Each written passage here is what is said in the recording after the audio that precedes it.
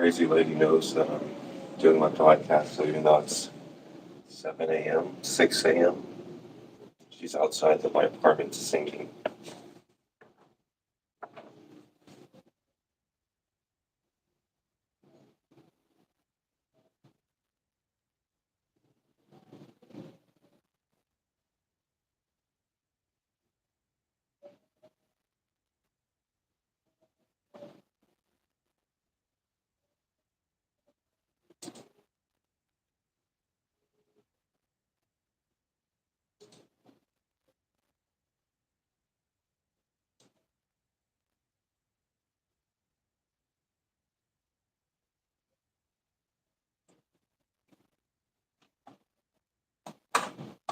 3.5 years, the woman on the first floor is basically.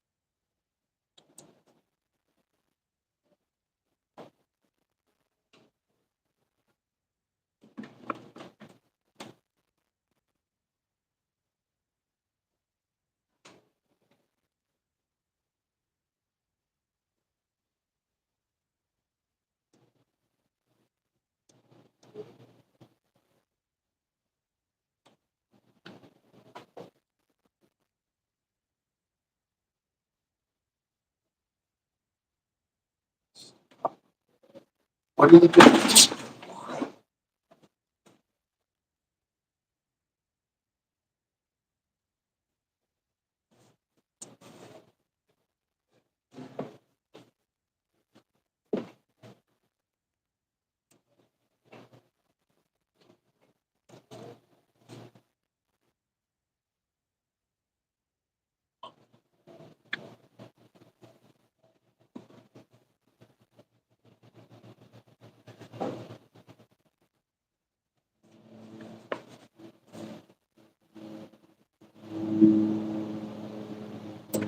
Recording in progress. Wednesday, July 5th, 2023.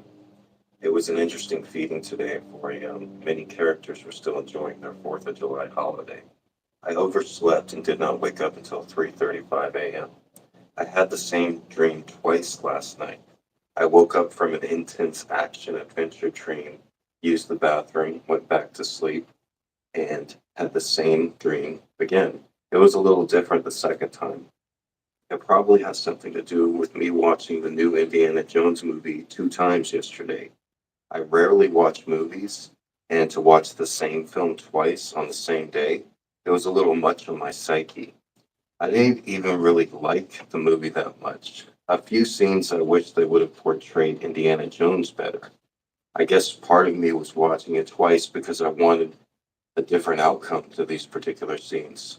I wanted a different ending for my childhood hero. I felt unsatisfied, like there was more of a story to tell.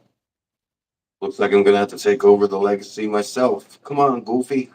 Let's get us some cool hats and go look for some buried treasure. Today, I brought 10 cans of wet food, 4 cans of high quality tuna, and more dry food than I have brought in a while. The street cats were on edge due to all the illegal fireworks and drunkenness from hours earlier. Cats are more hungry at these times, and even though I couldn't bring as much food as I had liked, they all were grateful to see me, even more than they usually are. Even during times of people screaming, explosions, and left and right with bright lights and boom booms in the sky, I'm still there. They can still count on me. The nice man with the good tuna and the red vest. Even when it's raining, even when it's windy, even when there are big dogs and homeless campers, they can still count on me. I'm there for them. And I'm grateful for this opportunity. It makes all the years of poverty and heartache that brought me to this point, to this spot on this planet, all the worth it while. There were some homeless campers out there today, but other than a few snickers and giggles, they didn't bother me or the cats. There were many fireworks remnants scattered throughout the parking lot and all over the street. The smell of gunpowder circled the air above my fresh tuna. You can get 10 cans of tuna for $10 online, but it's not albacore tuna, and that's the stuff the cats really dig. I ordered 12 cans of salmon for about $20 yesterday, and that goes really quickly. I always like to see the new kitty's face when they get their first taste of salmon. I remember when the little general first tried it, she gave me a look like, wow, this stuff is good. Today is a regular weekday, Wednesday, July 5th. I noticed people on their way to work. Some people are nice and wave or say good morning. Others mumble things under their breath about me feeding cats.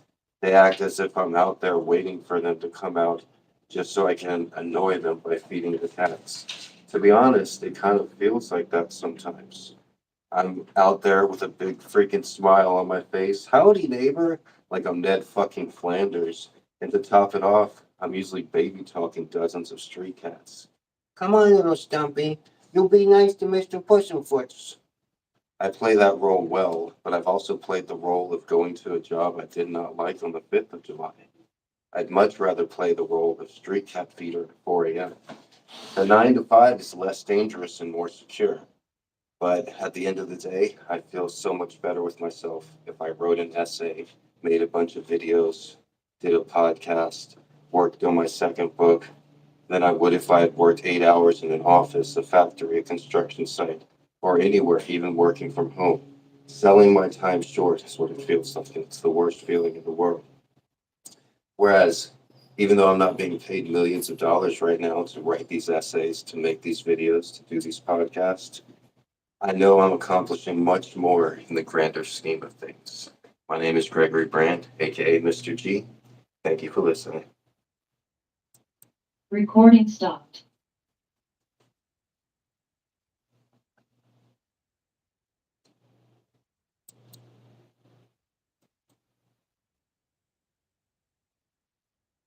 Can we wait for that to record? To convert? How are you guys doing?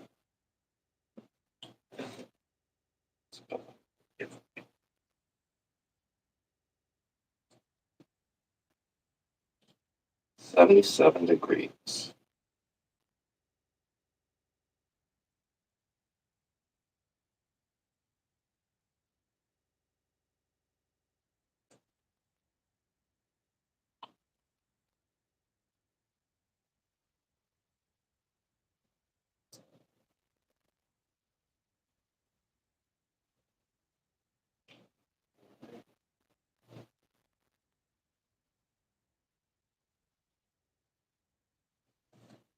Dun, dun, dun, dun.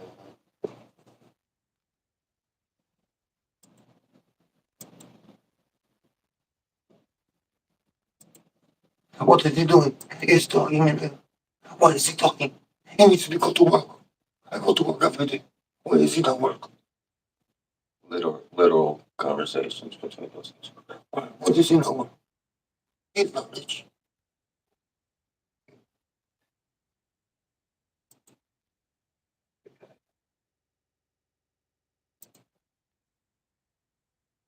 What is he talking? I don't like talking.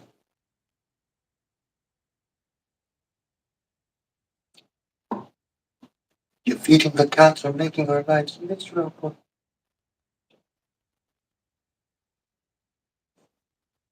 All right. Dun, dun, dun, dun, dun.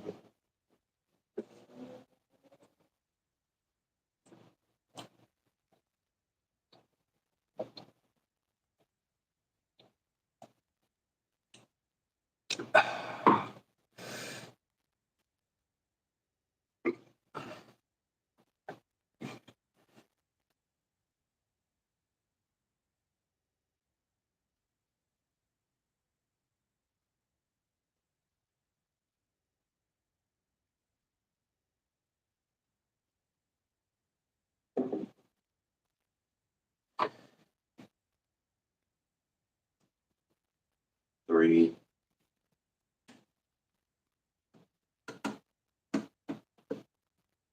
3, 2.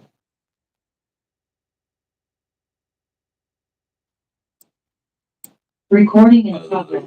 Welcome to the Mr.G podcast. This is episode 46, 47. Today, I can tell you for sure, is Wednesday, July 5th, 2023. It's just a regular work day. Back to reality. Oh, there goes gravity. It's a warm, sizzling 77 degrees here, hot and humid on the outskirts of Chinatown in Honolulu, Hawaii, the largest city in the Pacific, my city. Partly cloudy day today. It's going to get up to about 87, 88. Doesn't get too hot here, but it doesn't get cold either. It's never hit 100 degrees on this island. One time in recorded history, it hit 100 degrees. Where I was born and raised in Texas, during the summer, it's 100 degrees like every day. It's worse than 100. It's 105, 109. I haven't been to Texas in about 12 years.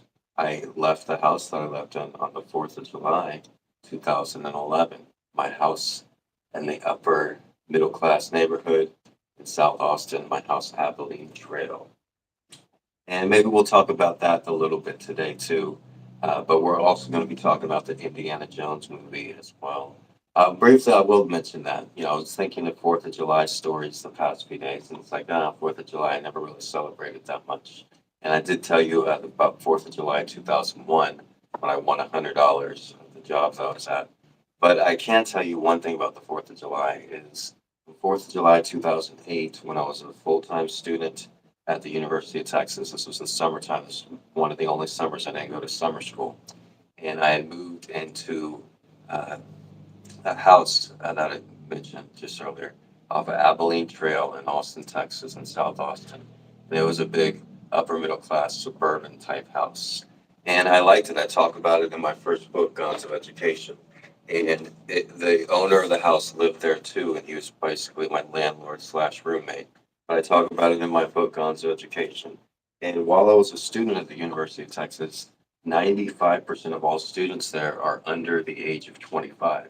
So I was in my late 20s at this time, so I was older than 95% of all the students. I looked younger, so most people didn't really realize I wasn't a millennial.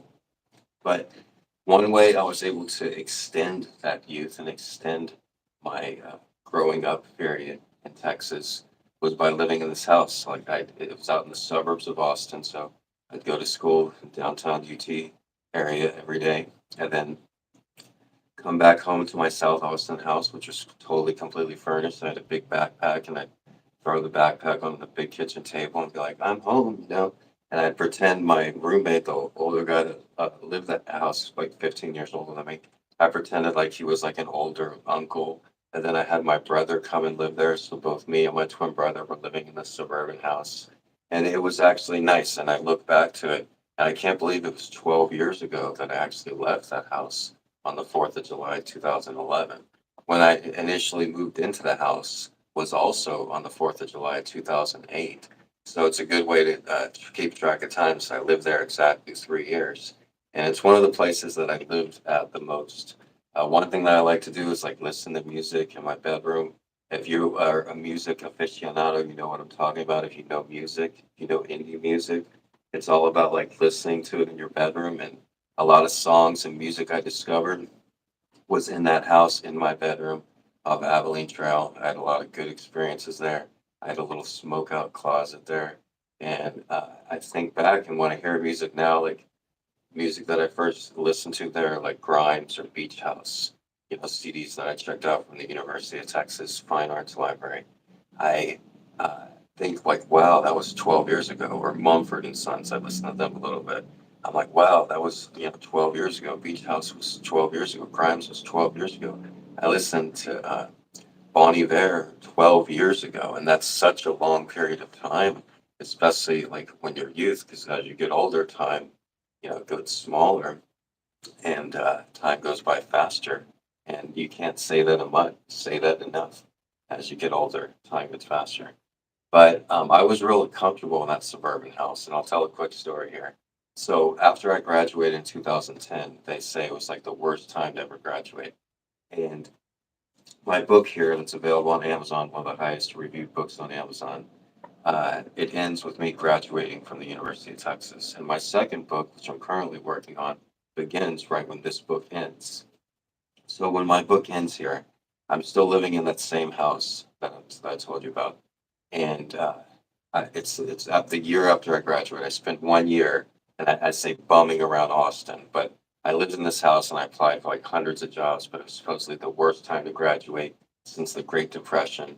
And I had this comfortable life that I had been in school for 7 years, working part-time jobs, but still, and I couldn't, get employment. I wasn't getting like any assistance or anything like that. And then the time came where I just had to leave that house that I lived in. And, the landlord, I mentioned him briefly in my book. He was like cool about it and everything. But I was behind on money. I owed him money, and it was just best that I left. And I wasn't gonna like stretch it out or be a jerk about it or anything. So I left on the 4th of July. And reminder, at this point, I had already basically lived through Gonzo Education, the material in my first book. And one of the major themes in this book, available on Amazon, is homelessness. So after reading this book, you would think that I was like an expert at camping and an expert about sleeping rough. But I had been living in this comfortable, air conditioned suburban house for 3 years. I had slept there every night for 3 years. And so when I left, I had all these notions that it was going to be a lot easier than I thought. And I had all these woods that I knew in the area, in the vicinity of the house. And it was going to be no problem just camp in the woods. It was going to be fun and adventure, Indiana Jones style. But when I got out there after sleeping inside my cozy bed and air conditioning for 3 years straight, it was just something else. And I had found this place in the woods that had like a little circle with barbed wire all around it. And I had no idea why that was there, but I felt it was safe to sleep inside the barbed wire in case any animals tried to get me or anything at night. So I set up a little tent inside the barbed wire. Later, I figured it out that they were growing weed in that barbed wire, and the barbed wire was to prevent deer from coming up and eating the plants, right? So that first night on the 4th of July, 2011, I was in the middle of the circle. I had my little tent and I had my little AM FM radio and a little tiny flashlight. And I was out there before it got dark. So before it got dark, it was fine. I was just out there in the wilderness listening to the birds. I was like, this is pretty nice. This is pretty cool. But as soon as it got dark, I was just like, hearing every noise, just freaking out. Just, What the fuck? What was that? What the hell was that? and it kept on hearing like somebody was creeping up to the tent and then just stopping as soon as I looked over there. And I couldn't hardly see shit with the little pin fat flashlight I had. And so I was just up the whole night, like listening to NPR. But it was just so like scary after sleeping inside for 3 years in a nice, comfortable upper middle class house, and then going from that to that, and hearing all the sounds of the animals and the nature. And I was just like freaking out at every little dime, every little crackle of the branch. And I didn't get any sleep that night. And I remember I was like, fuck this. I'm not doing this again. You know, I'm not ever sleeping in the woods again. And I remember I had this huge, heavy sleeping bag. It was middle of the summer in 2011, but for some reason I had this huge, heavy sleeping bag. And I dragged it outside of the woods that I was at to where, like, there was a walking trail. And there was, like, upper middle class professionals walking before work, you know, on the trail. And I was just dragging this, like, sleeping bag, just totally beat, as Jack Kerouac would say, and just dragging it and then just getting some looks from them. But then I just dragged it back to my car because I had my 91 Mazda Protege, and I was like, fuck that. I don't care how hot it is. I'm never sleeping in the woods again. There's monsters, there's aliens, there's bugs galore. I'm never doing that again. And that's actually in the very first chapter of my second book, because each book has 10 chapters. So the book that's available right now on Amazon, it has 10 chapters, Gonzo Education, and the sequel to this book also has 10 chapters in it. So the first chapter of my second book, I go through that experience where I'm just like, cannot handle camping outside, cannot handle the wilderness, cannot handle bugs or noises. I go from that to the exact extreme. I go from that to like crocodile fucking Dundee, like fucking hitting arrows with fucking little mammals and shit. Not that far, but being an expert at that kind of thing. And then it goes into my third book as well, because this Gonzo Education is the first book of a 3 book part series.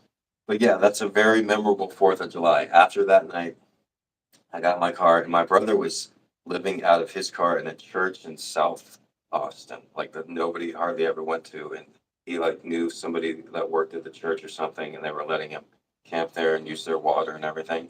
And so I just started pulling up right next to him. And first off, he was like, he's my twin brother, but he's kind of an asshole. And he's like, you're not camping here. I'm not going to let you. You can't do it. This is my spot. But I was just like not doing it. I'm like, I am not camping in the woods. There's animals and monsters and aliens. I'm camping right here next to my twin brother. And then I did that for a few more weeks until I ended up finding a job on a farm in New Mexico. And I was at the time driving around Austin with like unpaid tickets, and my driver's license was expired as well as cut in half. And so I needed a new ID and needed a new license. And so a friend of mine found a farm in the woofing program. It was the very first farm I ever worked on in northern New Mexico, Rivera, New Mexico. I would end up becoming the manager of the farm, and it was a great experience. I wrote them a grant for like a $20,000 greenhouse, and it was a real great family. And I would go on to work at half a dozen other farms, but none would be like that very first farm that I worked on.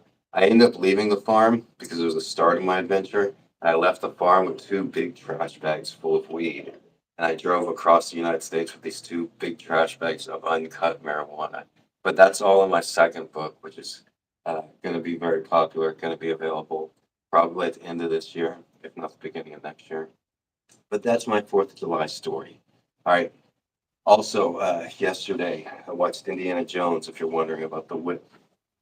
And I have a bit of, we'll go more into Indiana Jones on tomorrow's episode.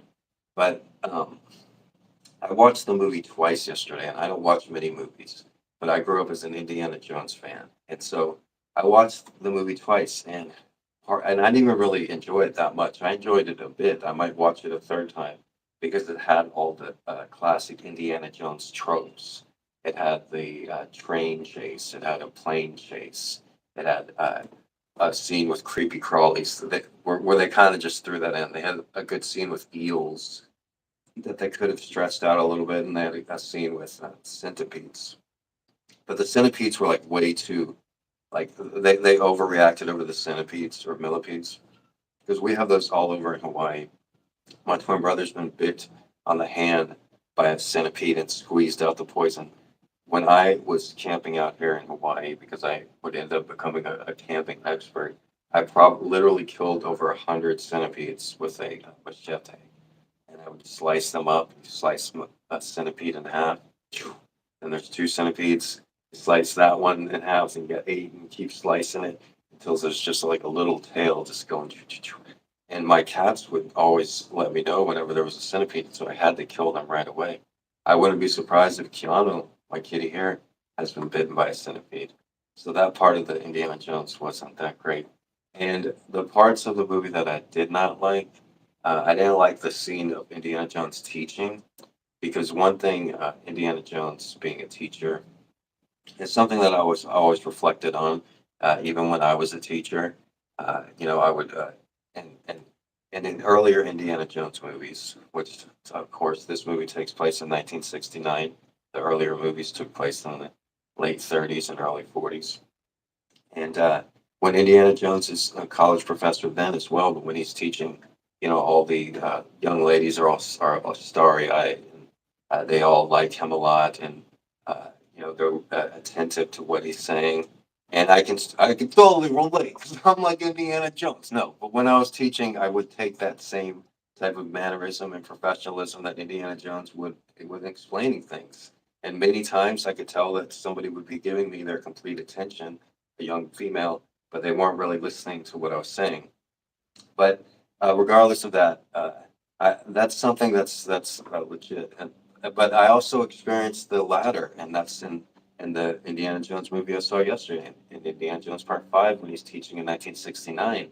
And unlike when he was teaching in the 30s, all the what his class isn't full of young co-eds looking at him adoringly. Instead, it's full of like 60s hipsters that are also like woke for some reason, and they're like not listening to anything he's saying. And he's like, "Did anybody read the assignment? Anybody? No, it's on the test, And Indiana Jones is like not that. They make him out like not that cool.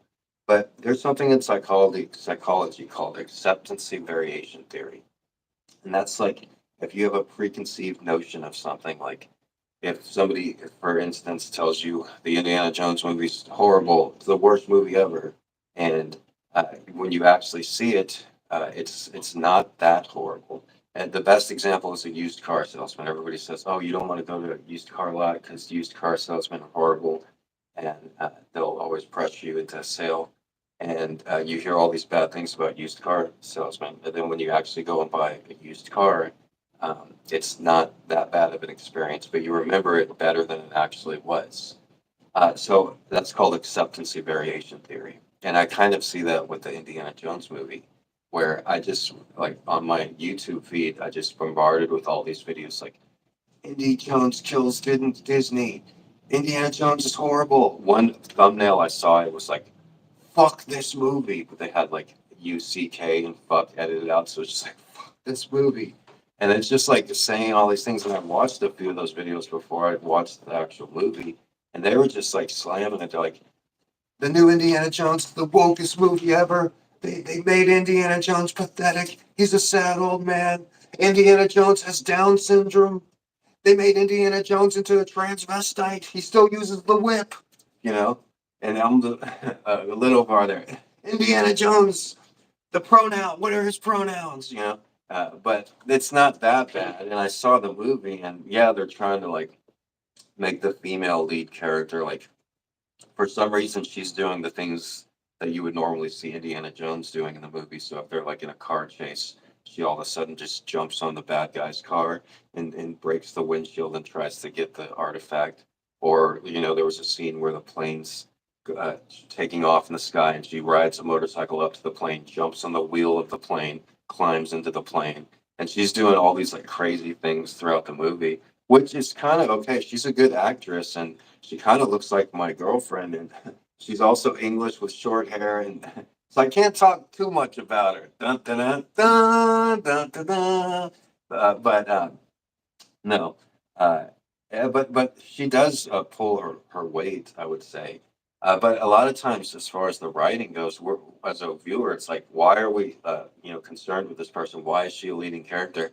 the whole time she's just trying to sell treasure, and she doesn't have any like endearing qualities, and there's no backstory or there's no character development. So it's kind of like, why is this person like the new Indiana Jones? Like, I want to see Indiana Jones or something similar. But in regards to that, she did better than Shia LaBeouf did in the fourth Indiana Jones movie. And this movie is much better than the previous Indiana Jones movie of the Crystal Skull and everything. That movie was even more ridiculous. This movie, the Indiana Jones movies were great because they're somewhat believable. Personally, I don't like superhero movies. You know, I don't follow superheroes. The only superhero I like is Batman because he doesn't have any superpowers. He's just a normal, regular guy. He was not that normal. He's Batman, but he's he's it's possible in the world. And same with Indiana Jones. Like in the first movie, like one of the best scenes is when at Raiders of the Lost Ark when he's fighting the Nazis and he goes under the truck, and and that's kind of believable. And watching that as a kid, you always like see trucks. You're like, oh yeah, I could fit under there, just like Indiana Jones if it came down to it. And what they did in the fourth one that I really remember is they had Shia LaBeouf. Like, there was a jungle scene, and he was like on the back of two convertibles with one leg on each convertible, not holding on to anything, and just like surfing as the two cars were driving. And he's like, "Oh!" And I saw that. I just got up and walked out. Kingdom of the Crystal Skull was way worse than this Indiana Jones movie. But I can see where people are coming from. They added a few characters that were like unnecessary, like they had like this 70s black lady that was like, she kind of looked like a black power movement of the 1969, and she had a huge afro and everything, and like they just added her in there like they just wanted to meet the quota for the Hollywood, adding certain demographics. And then they added like the lead character, her uh, the female lead's character. They just threw in her boyfriend that was in like northern Africa that was just following her, and there was no storyline to that or anything, and they just threw him in there, and they're chasing the bad guys for the treasure, and at the same time her ex-boyfriend is chasing them, and like it's just they just added characters. They brought in the Indy's old friend Sal, and at one point during the beginning of the movie they like were just like had like a pro-immigration like pro-immigration speech where like Sal comes in and introduces these two children, and the kids are like, "We're straight A students and we love the United States. We're immigrants." Then Indiana Jones is like, "Yes, pro-immigration," and like it's just like, what the fuck? But it kind of I enjoyed it because it had all the indie tropes, but it left me feeling unsatisfied. It made me want more Indiana Jones, and that's not possible. The best part of the movie was when they de-aged Indy in the opening scene when Indiana Jones is young and he's on the train fighting, and then they had another flashback. And those are the best parts when Indiana Jones is the lead and he's doing these action adventure scenes. So that's what people really want to see. If you have her the spin-off of the female character, you have something like Tomb Raider or something, which is fine, but it's not Indiana Jones. People want to see Indiana Jones, and maybe they tried to do that in the last film with like Shia LaBeouf being Indy's long lost kid or something like that. But that didn't really work, and Shia LaBeouf isn't the most likable guy. Indiana Jones was just really likable, and he didn't have to try to be liked. Shia LaBeouf, he's the kind of guy that like has to like try to be likable in his film. Indiana Jones didn't need to say a one word in Raiders of the Lost Ark or Temple of Doom. Some of the best scenes are just his like facial reactions. So yeah, the overall film was good. It had a lot of historical stuff for people that like archaeology and history. The Archimedes thing is really good. The ending is sad. Most Indiana Jones ends with like a cliffhanger or something better. But like he goes back in time and he gets shot, and all of a sudden, like maybe I saw like the European version or something. But then the female character, she just like, "You're coming back to, this 1969 with me," and he's like, "No, I'm staying here with Archimedes." And then just like, "I don't think so." Then punches him, and then he wakes up and he's in 1969, and it's like a new timeline. And he's like married to Marion and stuff. And I'm just like, what? Like Indiana Jones like ends up as an old man, childless with this old lady, and they're just an old couple in New York City. Like fuck that. Indiana Jones needs to be like looking young, driving convertibles, banging bitches.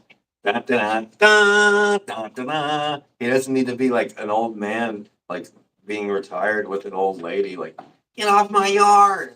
There actually is one scene. They produce it well with the Beatles' Magical Mystery Tour, but he like wakes up and it's 1969 because the first part it's the 1930s, and they flash forward to 1969, and Indiana Jones wakes up, opens his eyes, and the first thing he hears, "Come on the mystery tour," the Magical Mystery Tour. I wonder how much they paid to play that song. But then he hears that song playing from his neighbor, and he goes to his neighbor. He's like, "It's 8 a.m. It's 8 a.m." You know, and so it's like, "Oh, we get it." Indiana Jones is an old man who yells, "Get off my grass! Get off my grass!" But yeah, the Indy's legend will never die, and Indiana Jones is a badass.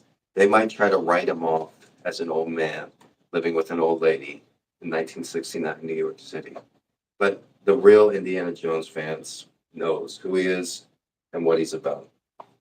So, all right, guys. I hope you enjoyed today's episode. The Mr. G podcast is available wherever you listen to podcasts: Amazon Podcast, Audacity Podcast, Apple Podcasts.